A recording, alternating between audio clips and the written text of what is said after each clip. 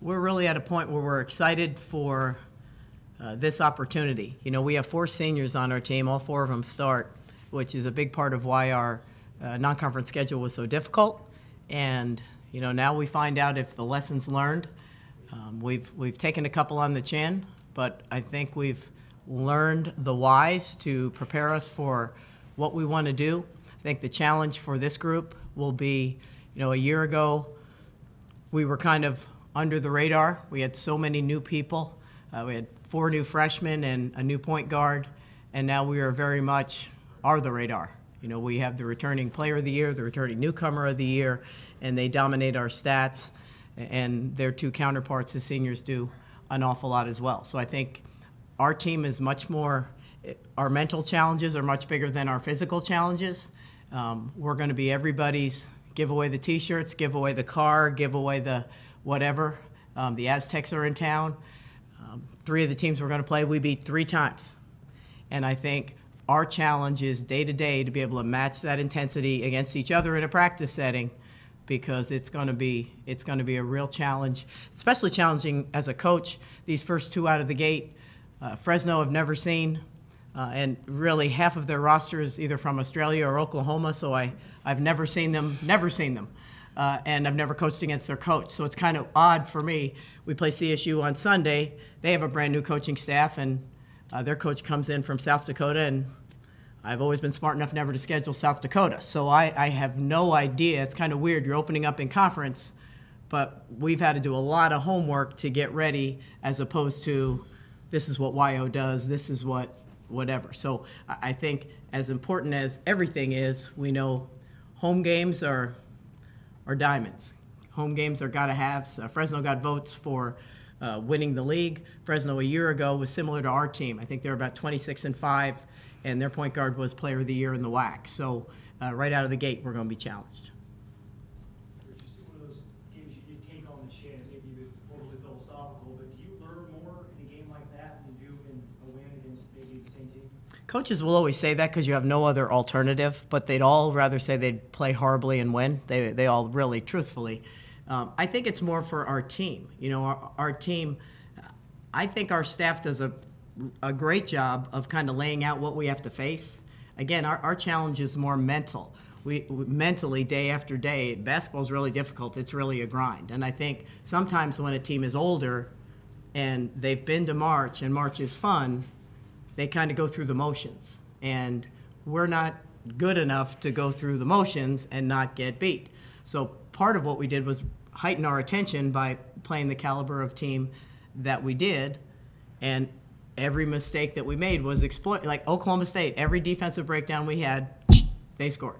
And so we'll find out if all that work. I mean, our RPI was as high as 11. I think right now, because we lost Oklahoma State, I think we were sitting at about 30 this morning. Ourselves and Wyoming are both in the top 50. So we'll see. What are the biggest positives that came out of the non-conference schedule, and what are the biggest concerns? The biggest positives are that we're 9-4 when Ajale Harvey fractured her hand 3 games in. Desi Culberson had knee surgery. We never, just when we started to get to a rotation, our starters pretty much stayed intact, but we had no rotation. Every game was different for me, even going into the game.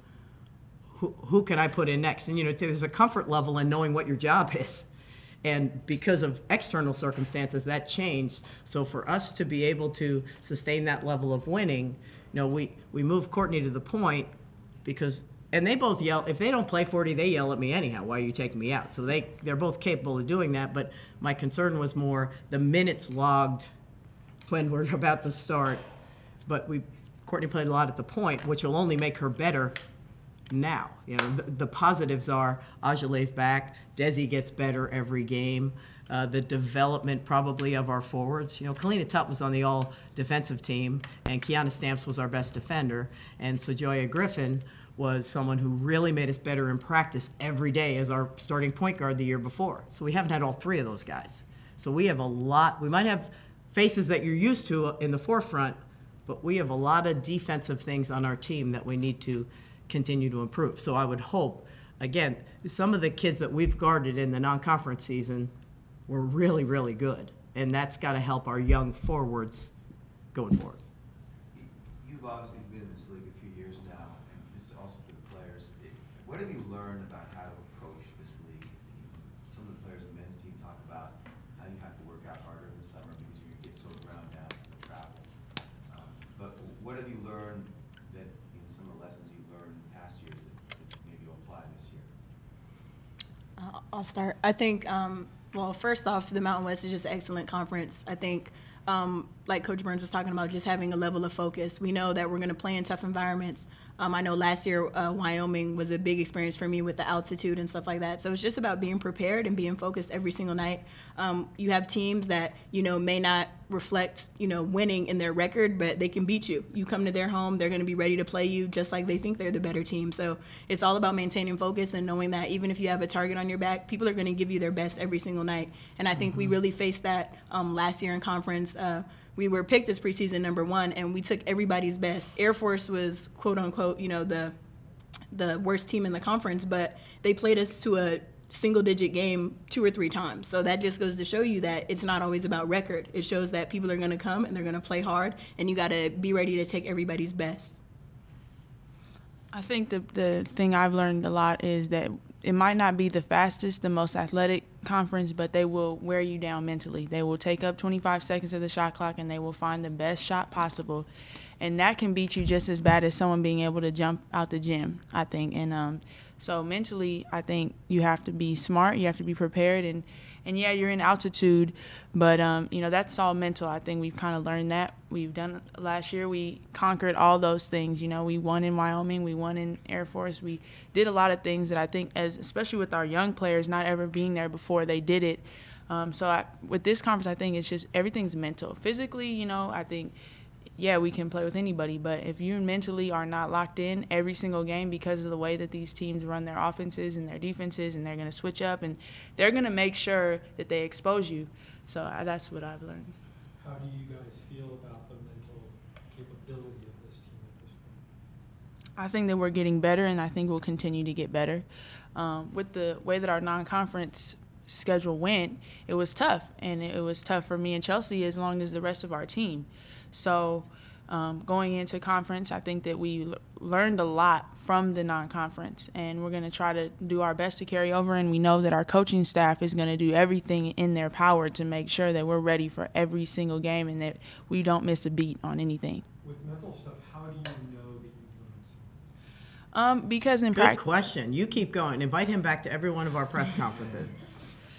In practice, you see people getting basic defensive concepts. It's really not about knowing an offense. It's about knowing your concepts. If you know your defensive concepts that we learn every day, you can win games. If you don't know one of their plays, as long as you know to jump to the ball, to be in help side, there are certain things that you know that if you do, you'll be successful. And that's something that Coach Burns was talking about, the Kalina Touch, the Kiana Stamps. When you don't have those types of players, they know they might not be good offensive players, but they know their defensive stuff down to the T. And that's what makes teams win. And I think the loss of Kalina and then having Kiana coming back and getting healthier every day will help us a lot as well.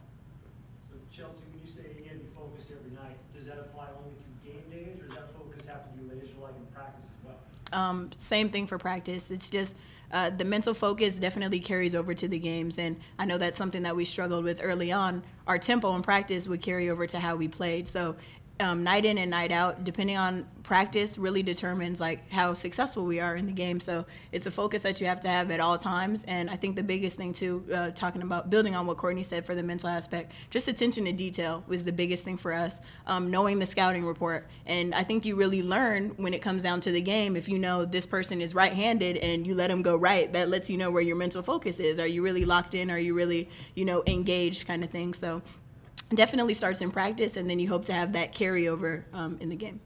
Coach, they sound like coaches. Does that warm your heart a little bit? Well, talk is cheap, baby. So let's put our money where our mouth is, I think, and that's good. And as seniors, they should, because they're the ones, conference play, it has nothing to do with what you do, and it's everything about how you do it. This past weekend, obviously, we were off getting prepared, and a lot of teams open in conference. And I look at, Minnesota beat Michigan State. I look at Indiana come down to a last shot to beat Iowa. And are we going to see Iowa or Minnesota at the end of the year? I don't really know. But in conference, they know everything these kids can do. They know every kind of offensive structure that we can have, every kind of defensive play. It's how do we do it? We're a great pick and roll team. We're a great pick and roll team. So somewhere in Fresno, they're not saying, hey, we just got to guard their pick and roll. They're going to have an exact. So we've got to be great in our pick and roll. We've got to be great. We've tried to work a lot this week in all our counters. In the non-conference, you see people get beat on out-of-bounds plays. There's just not that much time. When you get to league, you watch. There's 3 assistant coaches like pogo sticks screaming because they know exactly what you're going to run. That's the level that we play at. So we got to run it great. We're fortunate. The more talented you are, the better you have it. But Courtney said it exactly right. We have one of the best shooting leagues. I've competed in different leagues. Right now Wyoming's in the lead in our league. They shoot 46% from the field, 42% from 3. You can shoot in the Mountain West Conference. We have 7 teams over 70% from the free throw line. You can shoot. So you add shooting with travel, with altitude, with the greatest equalizer is being able to make shots. So we know that we have to be, and I think the added thing that I don't know, they can say it, our team can say it and feel it, is, shoot, if you're not excited Wednesday, then we're all in trouble. Fast forward about a month from now, when the games, when you're into your 8th or 9th game, we're still going to be the biggest home game on everybody's schedule. And I'm not trying to self-aggrandize, I'm just being for real. We were 25 and we were 15-2 last year in the league. And most of the faces that they recognize are back. So I think it's really going to be up to our seniors to get the necessary kind of energy, if you will, on a day-to-day basis, because the schedule, we have the most TV games in the league, which means we're on Sundays a lot, which means we'll have 3 games in 7 days a lot. And in between, at this place. So, we got to be ready to take it on and know what we're working for. But when you look at what other teams have done in non-conference, what jumps out at you that maybe you didn't expect or surprises? Nothing really. I think a year ago, I think this is the 7th year since I've been back, the first 5 years, we were 6, 7, or 8 in RPI. This has been a great league. And then last year, the Courtney's sophomore year, the 11 year, I think we were 11, which is the lowest it's ever been. And everybody was senior laden. We had Paris and Coco and Jessica. Everybody had seniors. So last year it wasn't they're a bad league. 2 teams left, it's a bad league. It was freshmen. CSU came in last year, I think they were something like 2-11 or 12. They came in 2nd place in the league. They beat us. They were just their point guard was a freshman. So this year, I'm not surprised at all. Wyoming didn't have a senior last year. So I personally felt they're the team to beat because of how well coached they are and how well disciplined they are and the kind of things that they bring to the table. The fact that they're 10-2 doesn't surprise me. Fresno's kind of like an X factor. I know they're good and talented, and I've watched them, but I haven't. If you've never competed against them, you can't know. New Mexico beat Texas Tech at home. Texas Tech just beat Oklahoma State. So, we know it's going to be a dogfight night in, night out.